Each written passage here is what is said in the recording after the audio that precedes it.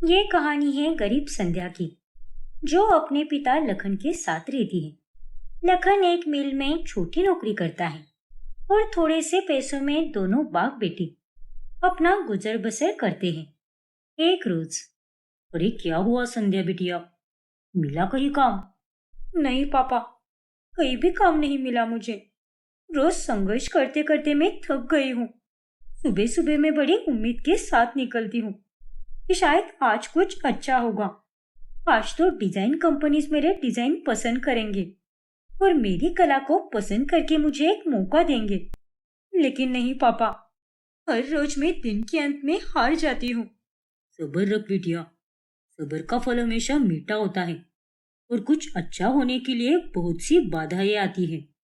अब और कितना सब्र रखूं पापा, और आप भी और कितना करोगे? 2 साल पहले आपका बायां पैर एक्सीडेंट में टूट गया था। फिर उसे छोड़ने के बाद डॉक्टर ने कहा है कि आप कम से कम काम करें। फिर भी आप दिन रात मिल में इतनी मेहनत करते हो। आपने खून पसीना एक करके मुझे हमेशा अच्छे दिन दिखाए, पर अब जब मेरी बारी है तब मैं असफल हो रही हूँ पापा। ना मेरे बच्चे, ऐसा बिल्कुल नहीं है। अरे ऐसे ख्याल तो अपने दिमाग में लाती ही क्यों है? देख बेटा, मुझे तुझ पर गर्व है और तूने अपनी पढ़ाई पूरी की है। अव्वल आई है तू और स्कॉलरशिप लेकर शहर के सबसे बड़े फैशन स्कूल में पढ़ाई की तूने। अरे कितनी सुंदर कला है तेरे पास। तो भगवान तेरी अग्नि परीक्षा लेंगे ही ना। बस तुझे हार नहीं माननी और मुस्कुराकर हर मुसीबत से लड़ना है तुझे। जानती हूँ पापा, पर फिर भी मुझे बहुत दुख होता है। पर कोई बात नहीं, आपने कहा है ना, तो सब कुछ अच्छा ही होगा। मैं हिम्मत नहीं हारूंगी। उदास जरूर हूँ, लेकिन कल सुबह फिर एक नई उम्मीद के साथ काम ढूंढने जाऊंगी। ये हुई ना बात। बस अपने अंदर की चमक को कभी खोना मत लाडो। अपनी कला को अपनी पहचान बना और अपनी स्वर्गवासी माँ का सपना पूरा कर। हाँ पापा, माँ का सपना था कि मैं एक बहुत बड़ी फैशन डिजाइनर बनूं। मुझे तो आज भी याद है कि वो कितनी सुंदर तरीके से सिलाई बुनाई और कढ़ाई किया करती थी। जब किसी को स्केचिंग वगैरह के बारे में इतना पता भी नहीं था, तब भी बिना किसी पढ़ाई या कोर्स के वो इतनी सुंदर सुंदर स्केचेस और डिजाइन बनाया करती थी। और उसी तरह से उन्होंने मुझे भी सिखाया है। और आज उन्हीं की सीख की बदौलत मैं इस मुकाम तक पहुंच पाई हूँ। और आज मेरे हाथ में जो भी कला है, इसका पूरा श्रेय मेरी माँ को ही जाता है। और मैं अपनी माँ का सपना जरूर पूरा करूंगी। देखना आप, संध्या उम्मीद ना हार कर हर रोज वो अपने डिजाइन का पोर्टफोलियो लेकर अलग अलग फैशन एजेंसीज और डिजाइनर शोरूम में जाया करती है। लेकिन कोई भी उसे काम नहीं देता। दिन गुजरते जाते हैं और अब लखन की तबीयत काफी खराब हो जाती है। संध्या बेटी, मुझे डॉक्टर ने आराम करने के लिए कहा है, लेकिन मैं 2 दिनों में ही ठीक हो जाऊंगा और अपने काम पर भी चला जाऊंगा। अगर मिल के मैनेजर का फोन आएगा तो तू उन्हें बता देना कि मेरी तबीयत बहुत खराब है और मैं काम पर सीधे 2 दिनों के बाद ही जा पाऊंगा। और अगर हो सके तो मेरे पैसे ना काटने के लिए भी कह देना। नहीं पापा, आप कहीं भी नहीं जाओगे। डॉक्टर ने आपको 1 महीने तक आराम करने के लिए कहा है। और ऐसे में अगर आप 2 दिनों के बाद ही काम पर लग गए तो फिर से आपकी तबीयत खराब हो जाएगी। तो तब क्या करोगे आप? और बिटिया, अगर मैं ही घर पर बैठ गया तो पैसे कहाँ से आएंगे और ये घर कैसे चलेगा? मैं उठाऊंगी सारे खर्चे। मैं जाऊंगी नौकरी पर। क्या? लेकिन बेटा, तुम्हें तो अभी तक कोई नौकरी भी नहीं मिली। हाँ पापा, मुझे मेरे क्षेत्र में कोई नौकरी नहीं मिली, लेकिन बाकी सारे काम तो मिल सकते हैं ना मुझे।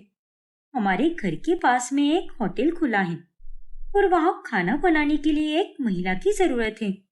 पगार भी काफी अच्छी है, तो सोच रही हूँ कि मैं वहीं पर चली जाऊँ।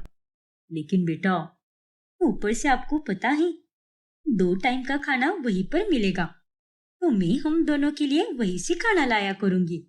सब कुछ एकदम सही से हो जाएगा। बस इस बदलाव के कारण मेरे सपने पीछे ना छूट जाए। खास तौर पर मेरी माँ का सपना। लेकिन कोई बात नहीं, कभी कभी हमें जीवन में कुछ समझौते करने ही पड़ते हैं। नहीं लाडो, तुझे ये समझौता करने की कोई जरूरत नहीं है। अरे मैं मर थोड़ी ना रहा हूँ, बस मामूली तौर पर बीमार हुआ हूँ ना। अरे मुझ में अब भी दम है, काम कर सकता हूँ मैं। देख बेटा, मैं चाहता हूँ कि तू एक बहुत बड़ी फैशन डिजाइनर बने, इसलिए तू अपने सपने की ओर जा। उसके साथ समझौता मत कर बेटा। देखिए पापा, आपको बस ऐसा लगता है कि आप सब संभाल लोगे, लेकिन डॉक्टर ने कहा है आपको अब कम से कम काम करना है और अभी फिलहाल के लिए 1 महीने तक आपको बेड रेस्ट करना है। इसीलिए प्लीज बच्चों की तरह जिद करना बंद कीजिए और मुझे मेरे काम पर जाने दीजिए। अगर सच में मेरा सपना पूरा होना होगा तो वो कैसे भी हो जाएगा। किस्मत बहुत अजीब होती है पापा, कब कौन सा रूप मोड़ ले कोई बता नहीं सकता। नहीं बिटिया, सपने यूं ही किस्मत के भरोसे छोड़ने पर पूरे नहीं होते। उन्हें पूरा करने के लिए हमें खुद से भी मेहनत करनी पड़ती है, छोटे छोटे प्रयास करने पड़ते हैं बेटा।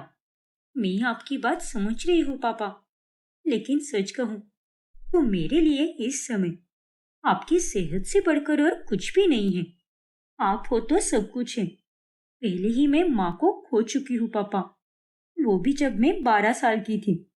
फिर उनके जाने के बाद मेरा इस दुनिया में सिर्फ आप हो पापा, जो मेरे लिए सब कुछ हो। आप संध्या अपने सपनों के बारे में ना सोचकर वो होटल में जाकर खाना बनाने का काम करने लगती हैं। वहाँ काम करने से उसे अच्छे खासे पैसे मिलते हैं, जिससे वो लखन की दवाइयों से लेकर घर के बाकी के सारे खर्चे भी पूरे कर लेती हैं। ये देखिए पापा, मैंने आपके लिए नए कुर्ते लाए हैं और ये आपकी पसंद की मिठाई भी लाई है मैंने। डॉक्टर ने आपको खान पान में ध्यान रखने के लिए कहा है, लेकिन 15 दिनों में एक बार तो आप खा ही सकते हो ना। इसलिए चलिए अब अपना मुंह मीठा कर लीजिए।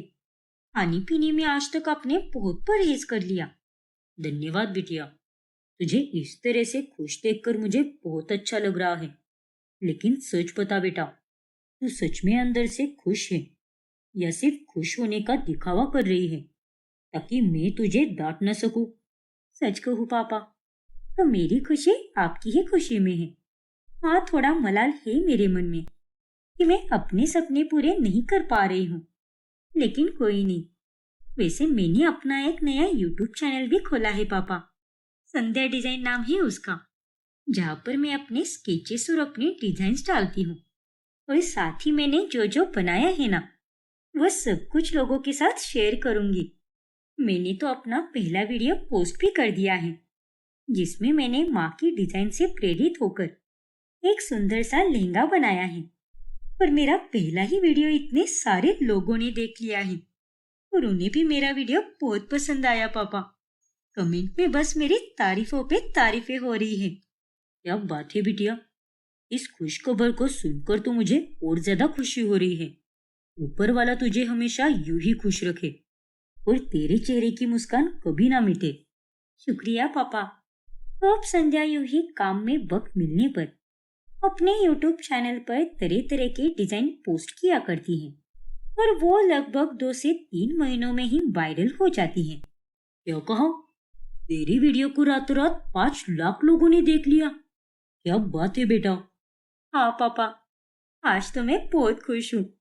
और आपको पता है, इस YouTube चैनल से मुझे अब पैसे भी मिलेंगे और उससे भी ज्यादा मुझे लोगों का प्यार मिलेगा।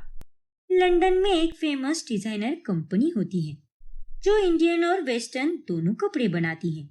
उसका नाम होता है रायचंद डिजाइन्स। मल्लिका और उसका पति अमिताभ उस कंपनी के मालिक होते हैं। वही उसका बेटा विक्रम उस बिजनेस को संभालता है। ऐसे ही एक रोज जब मल्लिका की नजर संध्या के वायरल वीडियोस पर जाती है, तभी ओ माय गॉड, ये तो गजब का काम करती है। क्या डिजाइन है और क्या काम किया है इसने। वाह, एकदम ऑथेंटिक इंडियन अटायर है ये। हाँ मॉम, आपने सही कहा। और इस लड़की को तो इंडो वेस्टर्न कपड़े बनाना भी बहुत अच्छे से आता है। देखो तो, इतनी अलग अलग तरह के डिजाइन बनाई है इसने। आओ बेटा, मैं तो कहती हूँ कि इस लड़की को हमें लंदन बुला लेना चाहिए और हमारी ही कंपनी में उसे जॉब देना चाहिए। एग्जैक्टली माँ, आपने तो मेरे मुंह की बात छीन ली। अगर इसकी डिजाइन जैसे कपड़े हम बेचने लगे तो हमारी ब्रांड इमेज भी बढ़ जाएगी और तो और हमारे कस्टमर हमसे और कनेक्ट हो पाएंगे। वो लोग आपस में तय करते हैं और संध्या को लंदन बुलाने के लिए उसे संपर्क करते हैं। और ये खबर सुनकर लखन की आंखें भर आती हैं। मुझे तो यकीन ही नहीं हो रहा बिटिया, आज मेरी खुशी का कोई ठिकाना नहीं है। जा बेटा, जी ले अपनी जिंदगी और हमारा सपना पूरा कर। पर पापा, आपको छोड़कर मैं वहां पर कैसे जाऊं? देख बिटिया, मैं वहां लंदन में तो नहीं रह पाऊंगा, लेकिन हाँ, अब मेरी तबीयत पहले से काफी ज्यादा सुधर चुकी है और इसीलिए मैं यहीं पर रहूंगा। ठीक है पापा, वो लोग मुझे अच्छे खासे पैसे देने वाले हैं, इसीलिए मैं कुछ पैसे जोड़कर बाद में आपको वहीं पर बुला लूंगी और तब तक मैं यहाँ पर आपको पैसे भेजा करूंगी। और हाँ, आपके लिए एक काम वाली बाई भी लगा दूंगी जो आपका ख्याल रखेगी। ठीक है बिटिया। वैसे पापा, आपको इस तरह अकेले छोड़कर जाना मुझे बिल्कुल अच्छा नहीं लग रहा, लेकिन किस्मत ने दिया हुआ ये सुनहरा मौका मैं हरगिज नहीं छोड़ूंगी। मैं लंदन जरूर जाऊंगी और एक बहुत बड़ी फैशन डिजाइनर बनकर ही रहूंगी। काश माँ भी इस पल मेरे साथ होती, उन्हें कितना गर्व होता ना मुझ पर। हाँ बेटा, वो तो है, पर वो ऊपर से सब देख रही होगी और उसे भी तुझ पर गर्व महसूस हो रहा होगा। हाँ पापा, माँ साड़ी की फैक्ट्री में काम किया करती थी।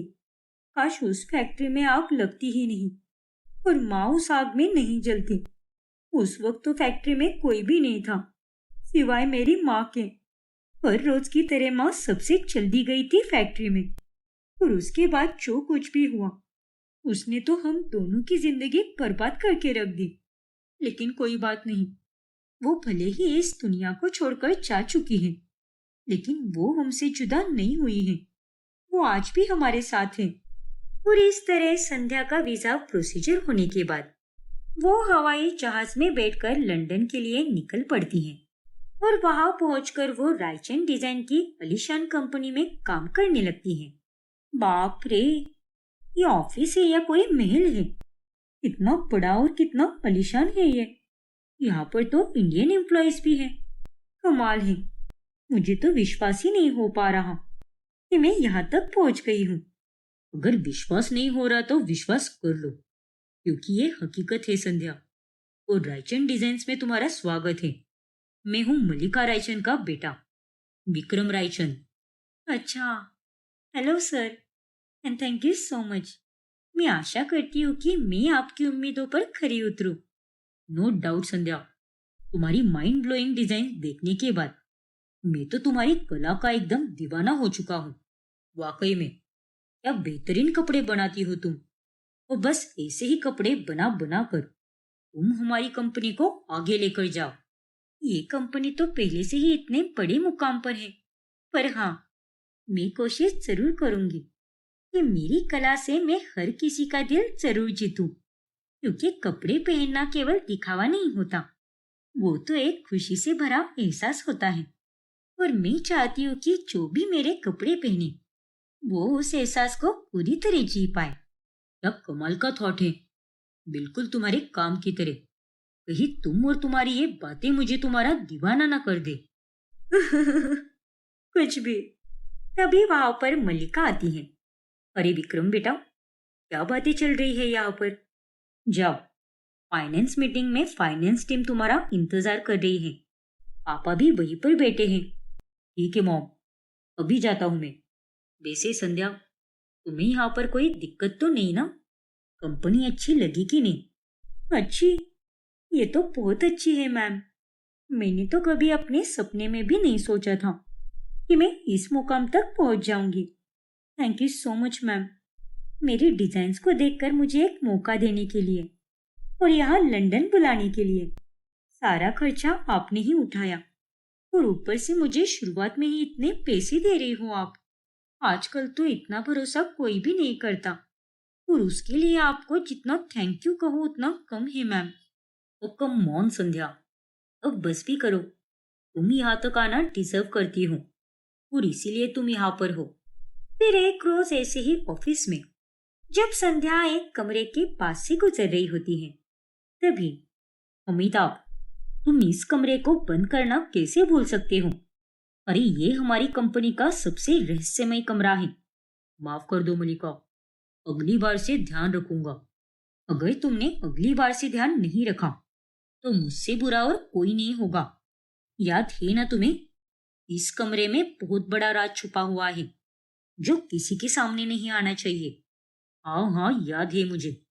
अब चलो यहाँ से, वरना एम्प्लॉयज देखेंगे तो खामखा शक करेंगे। अरे ये क्या, आखिर ये दोनों किस राज की बात कर रहे हैं, और क्या है इस कमरे के अंदर? तो अब आगे क्या होगा जानने के लिए हमारा अगला भाग देखना ना भूलें। और अगर आपने हमारा चैनल सब्सक्राइब नहीं किया है तो अभी सब्सक्राइब कीजिए और बेल आइकॉन दबाना ना भूलें। रुचिता अपने पति यश के साथ रहती है और उसके सास ससुर गांव में रहते हैं। ऐसे ही एक रोज, क्या यश, तुम तो ट्रिप पर जा रहे हो, वो भी अकेले अकेले? नॉट फेयर ना। मैं भी चलूंगी तुम्हारे साथ।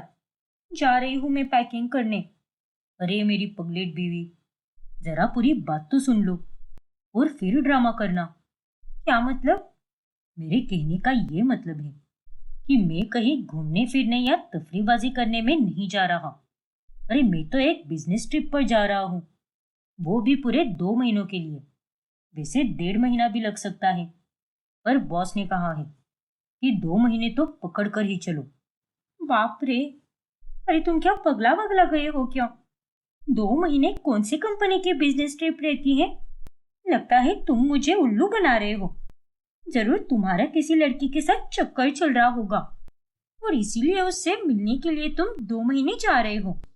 अरे ये तुम क्या कह रही हो रुचिता? ऐसा कुछ भी नहीं है, तुम कुछ ज्यादा ही सोच रही हो। बिल्कुल नहीं, और मैं जो सोच रही हूँ वह बिल्कुल सच है।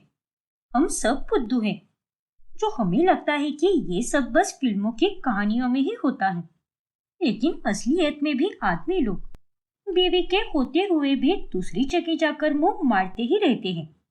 मुझे तुमसे ये उम्मीद बिल्कुल नहीं थी यश। अरे मुझे बिल्कुल भी नहीं लगा था कि तुम इस तरह से बेवफा निकलोगे। अरे ओ ओवर एक्टिंग की दुकान, बीवी हो या मेरी दुश्मन हो, मेरा कोई चक्कर वक्कर नहीं चल रहा। और मैं तुम्हें रोजाना वीडियो कॉल करके दिखा सकता हूँ, और साथ ही अपने बॉस के साथ तुम्हारी बात भी करा सकता हूँ। दरअसल हमारी कंपनी ने एक नया प्रोजेक्ट लॉन्च किया है, और उसी का प्रमोशन करने के लिए हमें 2 महीनों में 5 से भी ज्यादा शहरों में जाना है। अच्छा, ऐसा है क्या? सॉरी, हाँ, मैंने तुम्हें गलत समझा। अरे कोई बात नहीं रुचिता, वैसे भी तुम इतनी जल्दी हो कि मुझे तो तुम पर गुस्सा भी नहीं आता। लेकिन यश, अगर तुम चले गए तो मैं यहाँ पर अकेले क्या करूंगी? वो तो अब तुम पर है रुचिता। अगर तुम्हें मायके जाना है तो वहां पर जाओ, या फिर किसी सहेली के पास जाना है तो वहां पे जाओ, या फिर माँ पापा के पास तुम गाँव भी जा सकती हो। उतना ही उन्हें भी अच्छा लगेगा। गाँव जाए मेरी चुत्ती, माँ पापा के पास जाकर उनकी सेवा वगैरह करने से बेहतर तो यही होगा कि मैं यहाँ पर अकेली रहूं। अरे ओ मिस ड्रामा क्वीन, क्या हुआ? कौन सा ख्याली पुलाव पकाने लगी हो? अरे नहीं नहीं, कुछ भी नहीं यश। मैं तो ये सोच रही थी कि मैं तो अपने मायके ही चली जाती हूँ। माँ भैया और भाभी बहुत दिनों से बुला रहे थे, तो उनसे ही मिलने चली जाती हूँ। और अगर इन सब में मुझे वक्त मिला तो मैं गाँव भी होकर आऊंगी, वरना बाद में जब तुम चले जाओगी तब मैं तुम्हारे साथ भी तो आ सकती हूँ। क्यों, कैसा लगा मेरा आइडिया? ठीक है रुचिता, जैसा तुम्हें सही लगे। फिर यश अपनी बिजनेस ट्रिप पर निकल जाता है, जिसके बाद रुचिता अपना बोरिया बिस्तर लेकर मायके पहुंच जाती है। और उसे ऐसे अचानक से देखकर रुचिता की माँ सुलोचना और भाभी नेहा दोनों भी आश्चर्यचकित रह जाती है। सरप्राइज! अरे रुचिता बेटा, तू यहाँ पर अचानक से कैसे आई? और ये कितना सारा सामान लेकर आई हो तुम? सब ठीक तो है ना रुचिता? कहीं यश और तुम्हारे बीच कुछ? ओफो भाभी, आप ना वो टीवी सीरियल देखना बंद कर दो, क्योंकि मैं उन टीवी सीरियल की बहू की तरह बिल्कुल नहीं हूँ जो अपने पति से लड़ झगड़ कर मायके चली आओ। अरे मैं तो यहाँ पर गर्मी की छुट्टियां मनाने आई हूँ। क्या? अरे ओ मंद बुद्धि, जरा बाहर नजर मार।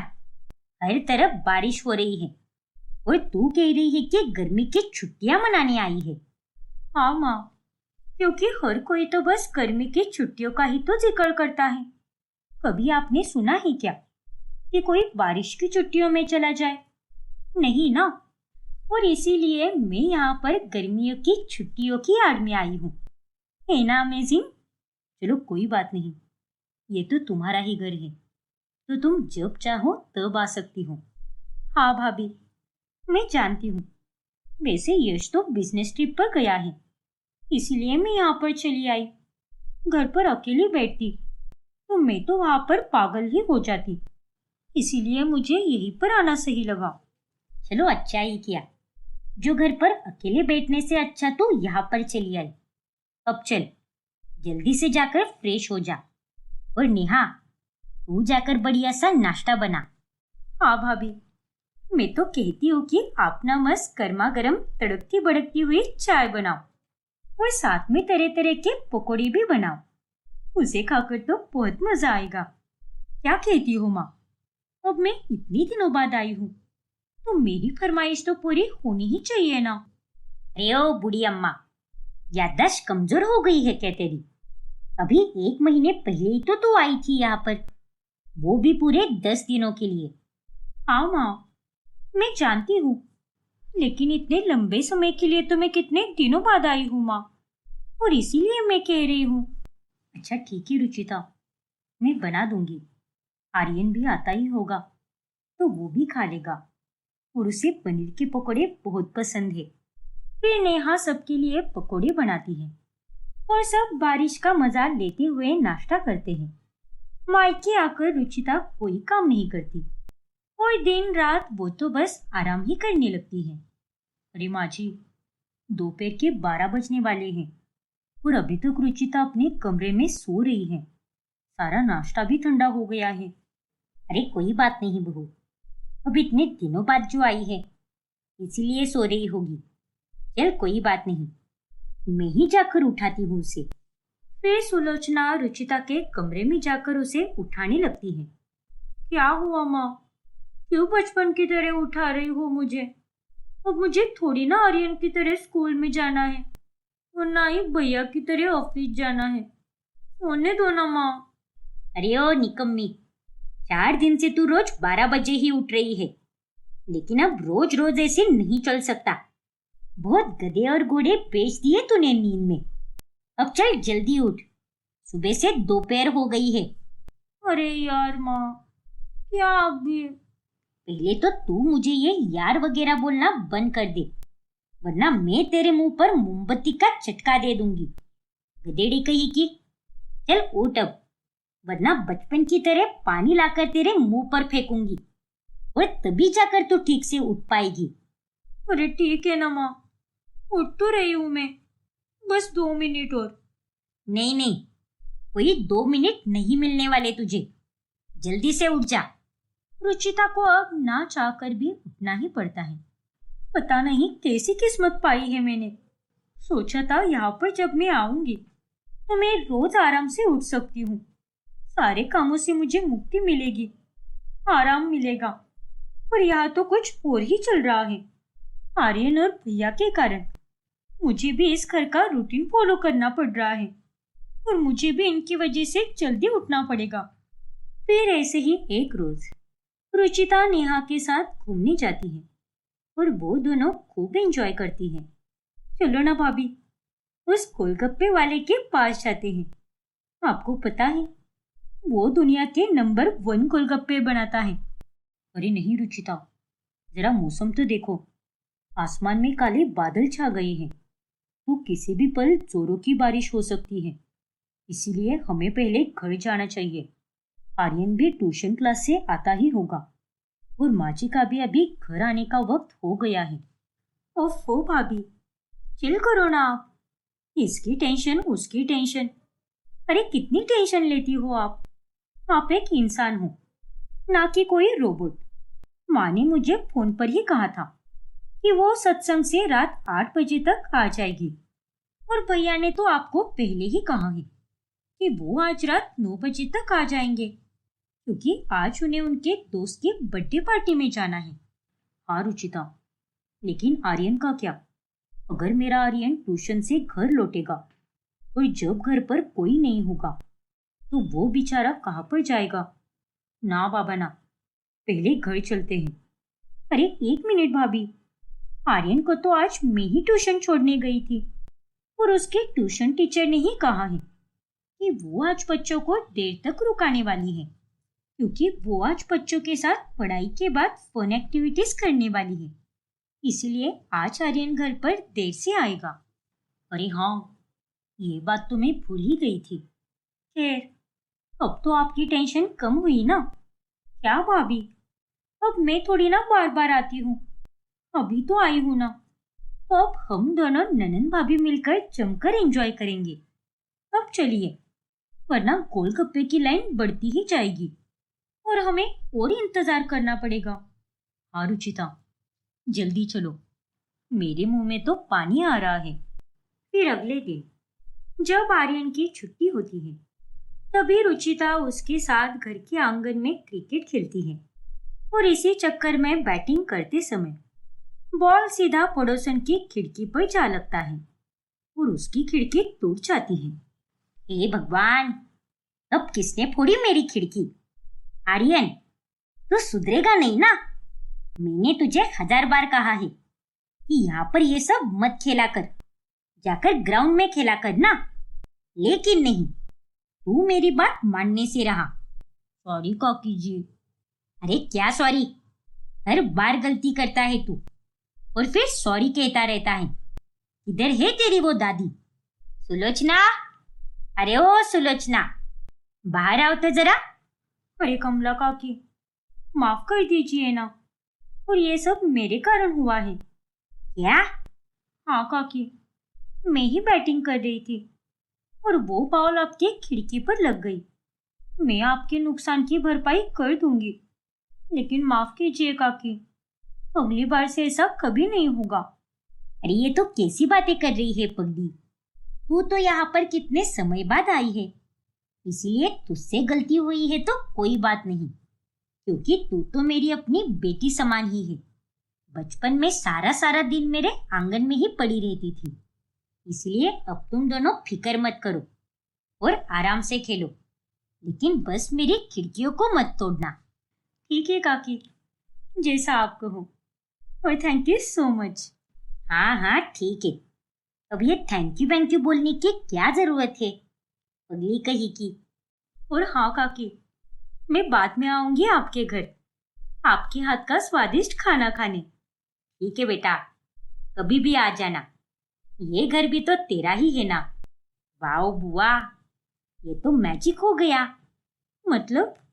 इसका मतलब ये है कि इन खड़ूस काकी को मैंने आज तक कभी भी स्माइल करते हुए नहीं देखा, और आज तो आपसे कांच फूटने पर भी वो कितने प्यार से बात कर रही थी।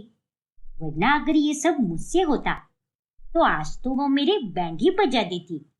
अरे बेटा, एक टाइम था जब मैं तेरी तरह इस मोहल्ले में तबाही मचाती थी और हर कोई मेरी कंप्लेन लेकर घर आता था, लेकिन उतना ही सब मुझे प्यार भी करते थे। लेकिन अब मैं दूर जा चुकी हूँ ना, तो अब जाकर मुझे सभी लोग इतना प्यार दे रहे हैं, क्योंकि इंसान की असली कीमत तो तभी पता चलती है जब वो आपसे दूर हो जाता है। मतलब कुछ नहीं, क्योंकि मतलब जानने के लिए तो बहुत छोटा है, और जब तू बड़ा हो जाएगा तब अपने आप से सब समझ जाएगा। चल, अब हम दोनों वापस खेलते हैं, वरना बारिश आ गई तो सारा मजा किरकिरा हो जाएगा और हम दोनों को ना चाहकर भी घर में बंद होकर बैठना पड़ेगा। ठीक है बुआ, चलो। देखते ही देखते एक हफ्ता गुजर जाता है। तेरा क्या चल रहा है रुचिता? अरे तुझे शर्म नहीं आई क्या? इतनी बड़ी गलती तूने कैसे कर दी? अरे क्या हुआ माँ? अब कौन सा कांड हो गया मुझसे? कांड? कांड नहीं, माँ कांड हुआ है तुझसे। अरे तू जब से यहाँ पर आई है तब से तूने जमाई सा को एक बार भी फोन नहीं किया है खुद से। वो हर रोज तुझसे बात करने की कितनी कोशिश करता है, लेकिन तू उसका फोन कहाँ उठाती है? ओह नो, मैं तो यहाँ आकर अपने प्रिय पति परमेश्वर को भूल ही गई हूँ। हे भगवान, क्या माँ आप भी? आपने तो मेरी जान ही निकाल दी। मुझे तो लगा कि मैंने अब कौन सा महाकांड ही कर दिया है। क्यों बेटा, तुझे क्या लगा ड्रामा करना सिर्फ तुझे ही आता है? अब समझ आया क्या कि तू जब जब ऐसा ड्रामा करती है तब दूसरों पर क्या बीतती होगी? बेवकूफ कहीं की। सॉरी माँ, मैं तुरंत यश को कॉल करती हूँ। बेचारा मेरा मासूम सा पति। मैंने तो उसे ये कहा था कि वो मुझे ट्रिप पर जाकर भूल ही जाएगा, लेकिन एक मैं ही पागल हूँ जो यहाँ पर आकर उसे पूरी तरह भूल गई हूँ। फिर रुचिता यश को कॉल करके उससे बात करती है और फिर 2 दिनों के बाद आर्यन का बर्थडे आता है और तभी उसके लिए कई सारे गिफ्ट भी आते हैं। अरे वाह, क्या बात है! इसे तो कितने सारे गिफ्ट्स मिले हैं। जरा मैं भी देखती हूँ कि इस आर्यन के बच्चे को क्या क्या मिला है गिफ्ट में। अगर मुझे मेरे काम के लायक कुछ भी मिल गया तो मैं तो उसे अपने पास ही रख लूंगी। फिर रुचिता आर्यन के वो सारे गिफ्ट्स खुद ही खोल देती है और ये देखकर आर्यन जोर से रो पड़ता है। मेरे गिफ्ट्स, मम्मी, पापा। अरे क्या हुआ बेटा? ओ नो रुचिता, अरे तुम क्या छोटी बच्ची हो क्या? ये सारे गिफ्ट्स आर्यन के लिए आए हैं और उसके खोलने से पहले तुमने ही उसे खोल दिया। अरे तुम में थोड़ी तो समझ होनी चाहिए ना। बच्चा वो है कि तुम हो और आज उसका बर्थडे है, तो तुम्हें इसे खोलने की क्या जरूरत थी? ओह गॉड, आर्यन मुझे माफ कर दे बच्चा। मैं तो बस यूं ही तुम्हारे तोहफे देख रही थी। प्लीज बुरा मत मानो ना। तुम चाहो तो मैं तुम्हारे लिए एक्स्ट्रा तोहफे लेकर आऊंगी। नहीं, मुझे किसी से कोई बात नहीं करनी। कट्टी। इतना कहकर आर्यन रूठकर अपने कमरे में चला जाता है। लेकिन आर्यन, रुको तो आर्यन, आई एम सॉरी बच्चा। रुचिता के इस कारनामे के कारण सभी लोग उसको गुस्से में देखते हैं। अब आगे क्या होगा जानने के लिए हमारा अगला भाग देखना ना भूलें। और अगर आपने हमारा चैनल सब्सक्राइब नहीं किया है तो अभी सब्सक्राइब कीजिए और बेल आइकॉन दबाना ना भूलें। अरे जूही बेटा, आजा, इनसे मिल ले। ये हमारे पड़ोस में रहने आए हैं, दिलीप काका, और ये मेरी छोटी बेटी है काका, जूही। नमस्ते काका, कैसे हैं आप? मैं बिल्कुल ठीक हूँ बेटा, तुम बताओ। सब बढ़िया काका। इस तरह से जूही घर में आए पड़ोसी के साथ अच्छे से बात करने लगती है। उतने में वहां पर उसकी बड़ी बहन मिश्का आ जाती है। अरे मिश्का बेटा, आ गई तू ऑफिस से? बेटा इनसे मिल ले, ये हमारे नए पड़ोसी है और ये मेरी बड़ी बेटी मिश्का है। बैठ ना बेटा। लेकिन मिश्का मुंह बनाकर अपने कमरे में चली जाती है, जिससे दिलीप को काफी बुरा लगता है, लेकिन वो उन्हें कुछ भी नहीं बोलता। शायद वो थक गई होगी ना, इसीलिए चली गई। अरे कोई बात नहीं, मैं समझ सकता हूँ।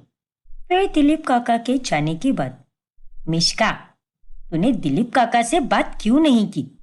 अरे कम से कम उन्हें नमस्ते तो कहती। माँ, आपको पता है ना, उसका बेटा वॉचमैन की नौकरी करता है और उसका घर तो हमारी रसोई जितना छोटा है, और आप ऐसे लोगों को हमारे घर में लेती ही क्यों हो? उनकी औकात भी नहीं है हमारे घर में आकर बैठने की। देख मिश्का, माना कि तू 4 पैसे कमाती है, तो इसका मतलब तो किसी की भी औकात निकालेगी क्या? रिश्ते पैसे या औकात देखकर नहीं बनाए जाते, समझी कि नहीं? इसीलिए आइंदा से जबान संभाल कर बात करना, नालायक कहीं की। मिष्का दरअसल एक बहुत ही बड़ी पोस्ट वाली नौकरी पर जॉब करती है, जिसके कारण उसकी तनख्वाह काफी ज्यादा होती है। लेकिन उसे अपनी अमीरी का बहुत घमंड होता है। वही उससे 3 साल छोटी बहन जूही मन की एकदम साफ होती है। फिर एक दिन, अरे वाह मिष्का बिटिया, नए फोन के लिए मुबारक हो। बहुत खूब बेटा। शुक्रिया पापा। देखो ना, कितना सुंदर फोन है। पूरे 2 लाख रुपए का है। और इस हफ्ते मेरा जन्मदिन है ना, इसीलिए मैंने खुद को ही गिफ्ट दे दिया। हमें किसी और के गिफ्ट की उम्मीद ना रखकर हमेशा अपनी मेहनत के पैसों से ही खुद को गिफ्ट देना चाहिए। बिल्कुल सही कहा दिया आपने। बधाई हो आपको। मिष्का बेटा, तू तो जानती है ना कि तेरे पापा का फोन भी खराब हो चुका है, तो अपने लिए खरीदने की जगह तो उनके लिए खरीद लेती ना। एक बार तो अपने पापा के भी बारे में सोच लेती। ओफो माँ, अब आप फिर से शुरू मत हो जाओ। इस हफ्ते मेरा जन्मदिन है, इसीलिए मैंने अपने आप को ये गिफ्ट दिया है। और रही बात पापा को फोन देने की, तो वो तो मैं उन्हें कभी भी दे सकती हूँ ना। तू तो बस बोल बच्चन है, और तुझे तो बस अपनी ही चीजें दिखाई देती है। स्वार्थी कही की। अरे सुवर्णा, जाने दो ना, क्यों चिल्ला रही हो उसे? कुछ ही दिनों में मैं नया फोन लेने वाला हूँ। नहीं परेश, वो जहां पर गलत है वहां पर तो मैं उसे बोलूंगी ही ना। आप इसकी हरकतों को नहीं जानते हैं। ये बड़ी चालू लड़की है। अरे आप लोगों से तो मेरी खुशियां ही नहीं देखी जाती। मैं ही बेवकूफ हूँ जो आप लोगों के साथ मेरी खुशियां बांटती रहती हूँ। मिष्का गुस्सा होकर वहां से चली जाती है। दी, रुक जाओ दी। अरे क्या माँ, आप भी। आज दी के लिए कितना अच्छा दिन था, और आपने तो उन्हें आज ही सुना दिया। और नहीं तो क्या। अरे आप दोनों चुप रहो। मैंने बिल्कुल सही किया है। ये लड़की है ही मनहूस, इसीलिए खुशियां भी इसके पास आकर वापस चली जाती है, क्योंकि ये उसके लायक ही नहीं है। अगले 2 दिन तक मिष्का गुस्सा ही रहती है। फिर उसका जन्मदिन आने पर उसकी नानी उससे मिलने आती है। जन्मदिन मुबारक हो मिष्का बेटा, जुग जुग जियो। शुक्रिया नानी। ये देख बेटा, मैं तेरे लिए क्या लाई हूँ। अरे वाह, खोलकर तो देख मिष्का। और क्या माँ, आप भी। आप तो बस अपनी नातिन के लिए ही तोहफे लाती हो, मुझे तो कुछ भी नहीं देती। अरे अब तेरा प्यार खत्म हो चुका है, और अब मैं केवल अपनी नातिनों को ही लाड़ प्यार दूंगी। लेकिन जब मिष्का वो तोहफा खोलकर देखती है, तब उसका माथा फिर जाता है। अरे रे रे रे, ये सब क्या है नानी? अरे ये रास्ते से उठाए हुए कपड़े में नहीं पहनती, इन्हें वापस लेकर जाओ। क्या नानी, आप भी? क्या? और नहीं तो क्या नानी। अरे आप तो बस मुझे अपना आशीर्वाद ही दे दो, वही काफी है मेरे लिए। लेकिन प्लीज आइंदा से कुछ भी उठाकर मत देना मुझे। अरे हमारे ऑफिस की काम वाली बाई भी ऐसे कपड़े पहनने से पहले 100 बार सोचेगी। मिष्का की बातें सुनकर सुवर्णा को बहुत गुस्सा आता है, और वो मिष्का को एक जोरदार थप्पड़ लगाती है। मिष्का, तेरी हिम्मत कैसे हुई मेरी माँ से इस तरह बात करने की? लेकिन माँ, जो सही है मैंने वही कहा है। अपनी नौकरी के बलबूते इतना मत उड़। अगर इतना घमंड करेगी ना तो कभी खुश नहीं रह पाएगी। अरे आपको किसने कहा कि मैं दुखी हूँ? मैं तो दुनिया की सबसे ज्यादा खुश लड़की हूँ, क्योंकि मैं अच्छे पैसे कमाती हूँ और जो चाहे वो कर सकती हूँ। लेकिन आज आपने ये हरकत करके मेरा पूरा दिन खराब कर दिया है। अब हटिए, मुझे बाहर जाकर ही अपना जन्मदिन मनाना चाहिए था। हाँ तो जा ना, बदतमीज कही की। पता नहीं वो कौन सी मनहूस घड़ी थी जब ये निर्लज पैदा हुई। जाने देना सुवर्णा, क्यों उसका अच्छा दिन बिगाड़ रही है तू? नहीं माँ, ऐसे कैसे जाने दूं? उसे आपके साथ उस तरह से बात नहीं करनी चाहिए थी। और माँ, अपनी बेटी की तरफ से मैं आपसे हाथ जोड़कर माफी मांगती हूँ। अरे ना बेटा, ये तू क्या कर रही है? तूने अपनी माँ होने का फर्ज पूरी शिद्दत के साथ निभाया है। अब उसकी बारी। जो जैसा कर्म करेगा उसे वैसा ही फल मिलेगा। बस अपनी बेटी को समझा दे, क्योंकि घमंड अंत में इंसान को चकनाचूर करके रख देता है। अरे माँ, मैं उस लड़की को 1000 बार समझा चुकी हूँ, लेकिन वह समझती ही नहीं। दिन ब दिन उसका घमंड और ज्यादा बढ़ते जा रहा है। मैंने तो अपनी दोनों बेटियों को बराबर की परवरिश दी है, लेकिन फिर भी ना जाने कैसे ये मिश्का इतनी नालायक कैसे बन गई। सुवर्णा बहुत दुखी हो जाती है और वो मिश्का से बातचीत बंद कर देती है। फिर ऐसे ही एक रोज, अरे चूही, हमारी कंपनी में फ्रेशर्स के लिए वैकेंसी शुरू हुई है, तू भी आ जाना। एक बार अगर सिलेक्ट हो गई तो मेरी कंपनी में काम करके तेरी बहुत तरक्की होगी। क्या? हाँ चूही। अरे कब तक उस मामूली से कंपनी में तो जॉब करती रहेगी? वो लोग तुझे सैलरी भी कितनी कम देते हैं, ऊपर से इतना सारा काम भी कराते हैं। छोड़ देना वो जॉब और आजा कल इंटरव्यू के लिए। मुझे ये सुझाव देने के लिए आपका बहुत शुक्रिया दी, लेकिन मैं अपनी कंपनी को इसे बीच में ही छोड़कर दूसरी कंपनी में जॉब नहीं कर सकती। ईमानदारी और भरोसा भी तो कुछ होता है ना। मेरी अचानक से जॉब छोड़ देने से मेरी कंपनी वालों को कितना नुकसान होगा। वक्त आने पर मैं इसके बारे में जरूर सोचूंगी, पर फिलहाल मैं अपने काम से संतुष्ट हूँ। सैलरी भले ही कम हो, लेकिन हर दिन मुझे कुछ ना कुछ नया ही सीखने मिलता है। हे भगवान, छोड़, तुझसे तो बात करना ही गुनाह है। बैठ तो ईमानदारी और भरोसा निभाते हुए, और अगर ऐसे ही चलता रहा तो तू हमेशा पीछे ही रहेगी और तेरे बाकी के दोस्त आगे निकल जाएंगे। ऐसा कुछ भी नहीं होगा दी। समय के साथ हर किसी की तरक्की होकर ही रहती है। बस हमें अपना ईमान नहीं खोना चाहिए। जूही की बातें सुनकर मिश्का का मुंह अब बंद पड़ जाता है। फिर रात में, ये ले जूही बेटा, आज मैंने तेरी पसंद के नूडल्स बनाए हैं। अरे वाह माँ, क्या बात है। लेकिन रुक जाओ, मैं अभी ती को बुला कर लाती हूँ। उन्हें भी ये नूडल्स बहुत पसंद है। अरे तुझे उसे देना है तो देती रहे, लेकिन मैं यहाँ पर नहीं रुकने वाली। जा रही हूँ अपने कमरे में। मुझे तो उसकी शक्ल तक नहीं देखनी है। लेकिन माँ, फिर सुवर्णा वहां से चली जाती है। ना जाने दी के स्वभाव में कब सुधार आएगा। उस दिन उन्होंने नानी को जो भी बोला वो बहुत गलत था। भगवान जी, प्लीज मेरी दी को सद्बुद्धि दे दो, क्योंकि अगर ऐसे ही चलता रहा तो वो सबके मन से उतरती जाएगी।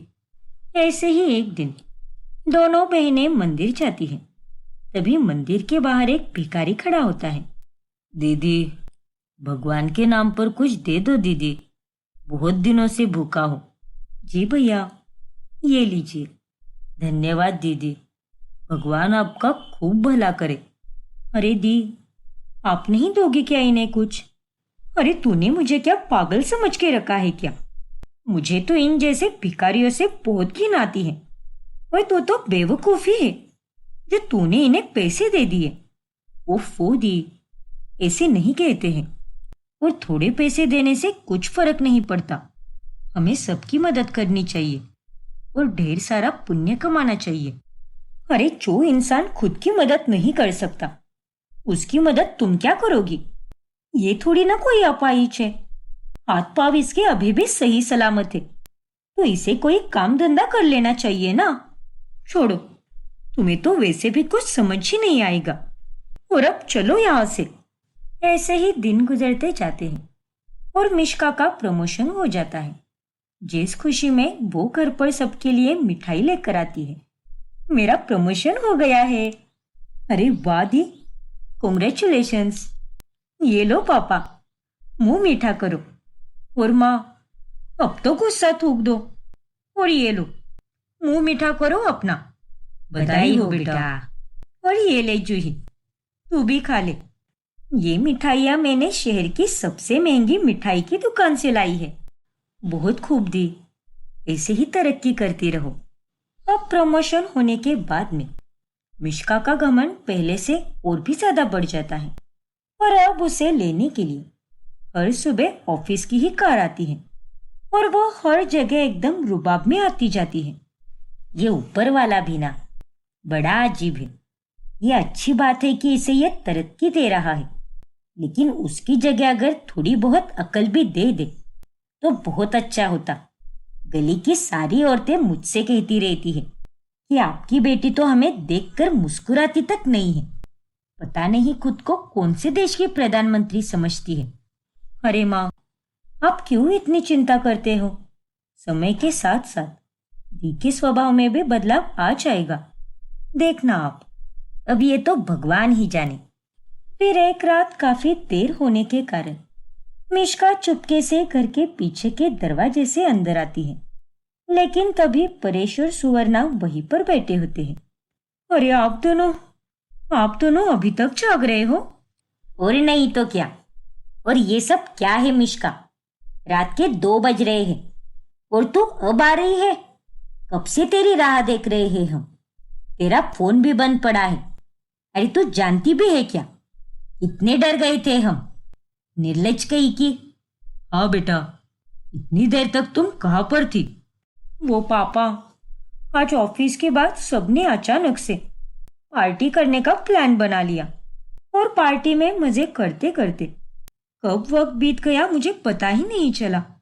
और जब मैंने देखा कि 1 बज चुका है तब मैंने आप दोनों को बताने के लिए फोन निकाला भी था, लेकिन मेरा फोन तो उससे पहले ही बंद पड़ चुका था, इसीलिए मैं आप दोनों को नहीं बता पाई। माफ कर दीजिए माँ पापा। अरे लेकिन तू ऑफिस के ही पार्टी में गई थी, तो इस तरह चोरी छुपे घर आने की क्या जरूरत थी? अरे तू तो सामने के भी दरवाजे से आ सकती थी। हे भगवान, आप दोनों भी ना, सच में कितने सवाल करते हो। पहुंच गई ना मैं घर पर सही सलामत, तो अब क्यों चिल्ला रहे हो? अरे ओ बेवकूफ लड़की, तुझे पता भी है क्या पिछले 2 से 3 घंटों से हमारी हालत क्या हो गई थी? और बात करती है। आगे से सब बिल्कुल नहीं चलेगा। अगर तुझे कहीं भी जाना हो तो पहले घर पर बताना होगा। अरे क्या माँ, आप भी? मैं कोई 10 साल की छोटी बच्ची थोड़ी ना हूं। मैं खुद के पैरों पर खड़ी हो चुकी हूँ, अच्छा खासा कमा भी लेती हूँ, तो अब ये सब चोचले करने की क्या जरूरत है?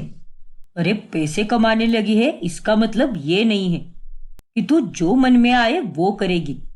ज्यादा होशियार मत बन। अगर इस घर में रहना है तो सलीके से रहना होगा, समझी कि नहीं? मिष्का कुछ भी नहीं बोलती और अकड़ से अपने कमरे में चली जाती है। ये लड़की कभी नहीं सुधरने वाली, पता नहीं इसका क्या होगा। फिर एक दिन जब मिष्का कार में से ऑफिस जा रही होती है, तभी अचानक से कार का टायर पंक्चर हो जाता है। क्या? हाँ मैडम जी, अब 10 से 15 मिनट तक रुक जाइए, तब तक मैं मैकेनिक को बुला कर लाता हूँ। हे भगवान, अब मैं क्या करूँ? आज तो बहुत ही जरूरी मीटिंग है और ऊपर से पूरा प्रेजेंटेशन मुझे ही देना है, और अगर मैं आज लेट हो गई तो बॉस बहुत गुस्सा हो जाएंगे। उतने में मिष्का को उसके बॉस का मैसेज आता है। ओह नो, ये तो सर का ही मैसेज है। कहाँ रह गई मिष्का? क्लाइंट किसी भी वक्त आते होंगे। अगर तुम अगले 10 मिनट तक नहीं आई तो मुझसे बुरा और कोई नहीं होगा। हे भगवान, आज तो मैं गई काम से। मिष्का बहुत घबरा जाती है। अब आगे क्या होगा जानने के लिए हमारा अगला एपिसोड देखना ना भूलें। और अगर आपने हमारा चैनल सब्सक्राइब नहीं किया है तो अभी सब्सक्राइब कीजिए और बेल आइकॉन दबाना ना भूलें।